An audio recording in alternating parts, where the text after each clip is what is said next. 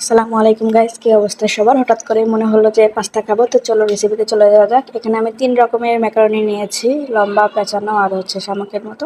তো 3 রকমের ম্যাকারনি দিয়ে আমি আজকে পাস্তাটা রেডি করব। প্রথমে আমি পাস্তাগুলো পানিতে সিদ্ধ দিয়ে দিচ্ছি। পানিতে একটু হালকা লবণের তেল আমি অ্যাড করে নিয়েছিলাম।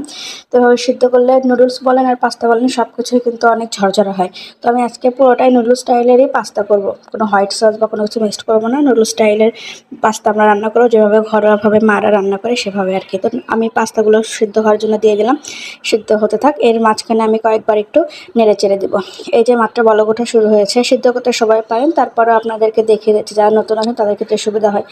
এখনও অনেকেই আছে এরকম যারা কিছুই পারে না, দেখা যায় যে ভিডিও দেখে সব কিছু শিখে। তো আপনাদের জন্যই ডিটেলসে ভিডিওটা করলাম। তো অলমোস্ট এটা সিদ্ধ হওয়ার পথে, পুরোপুরি সিদ্ধ হয়ে গেলে আমি এটা নামিয়ে ফেলবো। এর মাঝখানে কিন্তু অবশ্যই কয়েকবার ভালো করে নেড়ে চেড়ে দিতে হবে, কারণ ম্যাকারনিটা সিদ্ধ হতে একটু টাইম লাগে। পাস্তা কিন্তু সিদ্ধ হতে টাইম